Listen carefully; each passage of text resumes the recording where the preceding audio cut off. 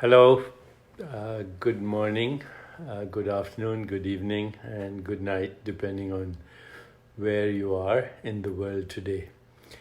So, today I thought I would share with you just one insight, and that it is very easy to wake up if you understand only one principle. By waking up, I mean waking up to existence, waking up to reality, waking up to the truth. Only one insight is necessary. And that one insight is that you and everything else in the universe are awareness, period. Once again, that one insight in order to wake up to existence and realize your own immortality. One insight is that you and everything else that exists, the entire universe, are awareness. That's it. So this coffee cup is awareness. The bookshelf behind me is awareness. The screen in front of you is awareness. The image that you see right now, that you call Deepak Chopra, is awareness. The sound that you hear right now as this voice is awareness. There is nothing other than awareness, and you are that. Tattvamasi. That alone is. You are that, I am that, and that alone is. Okay. I also said earlier that waking up is less than a thought away. So let's go back to what the wisdom traditions of Kashmir Shaivism, Vedanta, and the modern non-dualists, what they're all saying, and that is all pointing to one direction. Okay, what are they all saying? And this is what they're saying. And this comes from revelation.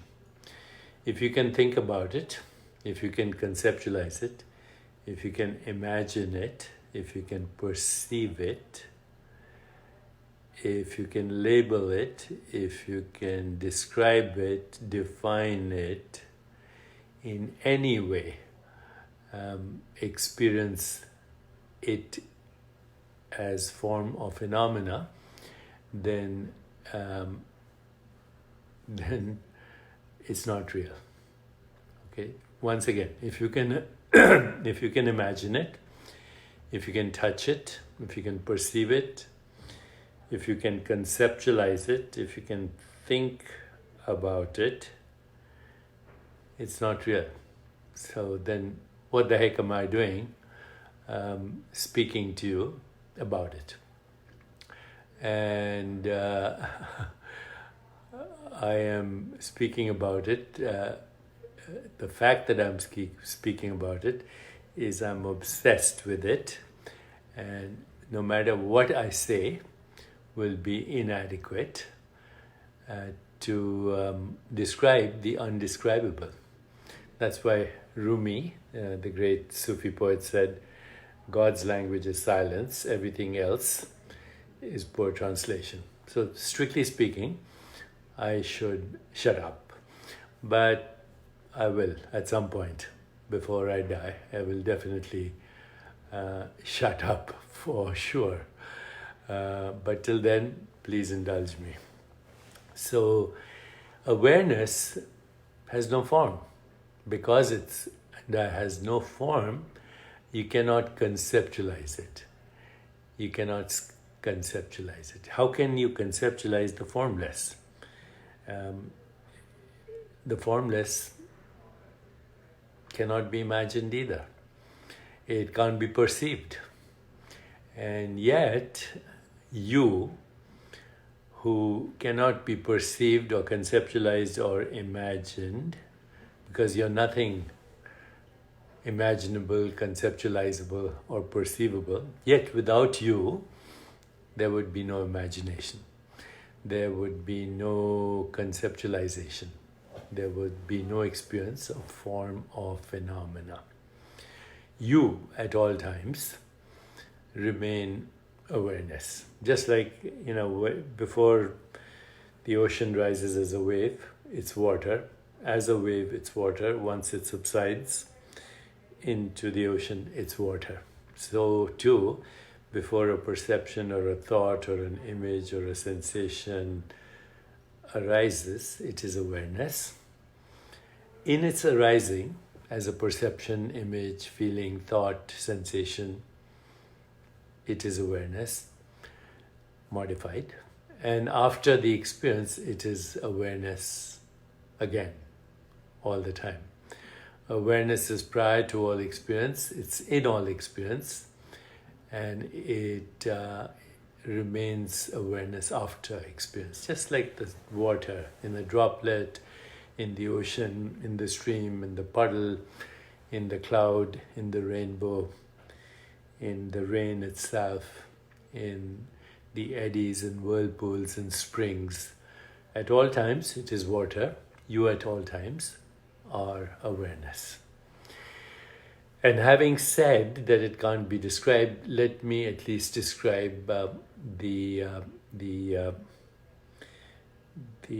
principles that underlie its existence. Because awareness is existence. Awareness, existence, form, phenomena, formless are all entangled prior to experience, in experience, and after the experience. Noreen says unconscious becomes conscious. True. Just like, look at the waves of the ocean. That's the conscious experience that we call mind and perception, body and world.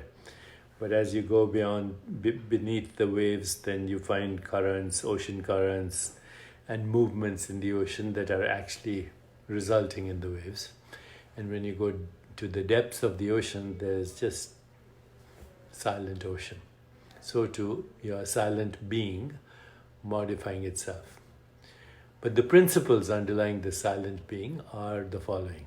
Number one, being infinite, awareness is a field of infinite possibilities. Being formless, it was without cause. Without cause, because only forms transmute and morph into each other. Formless is without cause. It's also irreducible. You cannot reduce awareness to anything more fundamental. And because it's irreducible, it's infinite, fundamental. At this fundamental level, it is also unpredictable because it is creative. And from this level, left alone, awareness unfolds through synchronicity or non-local correlation, or what the spiritual traditions call the state of grace. Awareness is also the source of intention and attention. Awareness modifies itself into sensations, sense perceptions, images, feelings, and thoughts. These modifications of awareness we call mind, body, and universe. They're constantly changing snapshots of experience. Snapshots. Each perception is a snapshot. Each thought, each feeling, each image, each sensation is a snapshot. It's born and it dies as soon as it's born. The continuity to it comes from the presence of being or awareness. So being is becoming and then going back to being in every moment. Think of every experience, no matter what the experience is. The experience could be a perception, an image, a feeling, or thought, but it's a snapshot of experience. You string these snapshots of experience like beads on a string. And in this case, the string is being or awareness. And then you project a movie and you call it mind, body, and universe. So, and how is that movie projected? Through attention, through intention. Awareness modifies itself into that experience. And left alone, it is self-organizing. It organizes its own fulfillment. It is self-regulating, it is self-evolving, and it is rooted in that knowing that we call I am, or sense of self. Sense of self.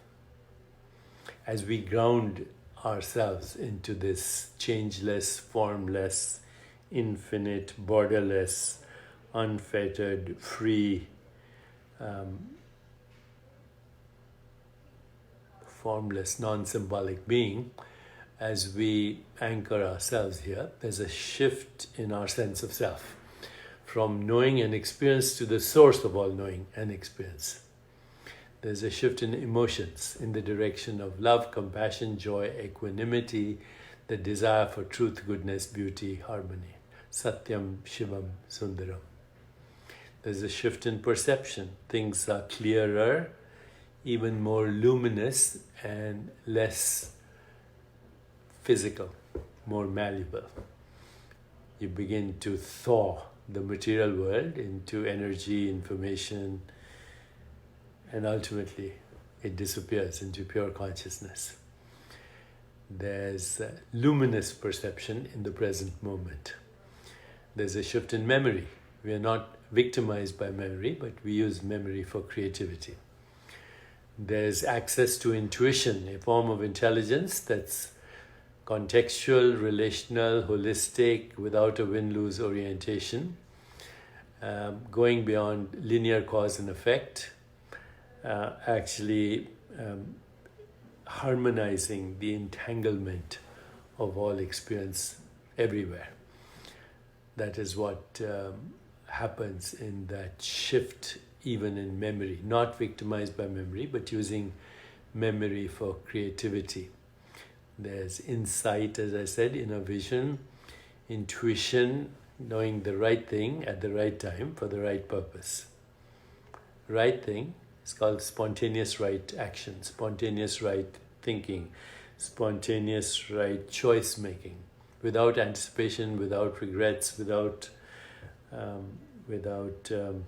resistance, just the right spontaneous next thought leading in the direction of transcendence, flow, ultimately even ecstasy, physical ecstasy, mythical ecstasy, and sacred ecstasy. So there is flow, there's ecstasy, there's transcendence, there's loss of the sense of personal agency. There's a movement from me to us, to we, to infinity, to the oneness of all existence, and there's the loss of the fear of death, because death cannot happen to the formless. The formless is the source of all form and phenomena which are subject to constant birth and death. So this is actually summarized in one phrase, Sat Chitananda. Sat, truth of existence, Chit, existence is awareness, and Ananda, the joy that comes from freedom from all limitations. Then you can truthfully say, I am awake, and my awakening is less than a thought away. It's before the thought arises, it's in the thought, and it's after the thought subsides. And that's true of all experience, perceptions, images, emotions. They arise, they subside, they move on. You as being are eternally present. So much happiness and so much joy, just knowing this, right?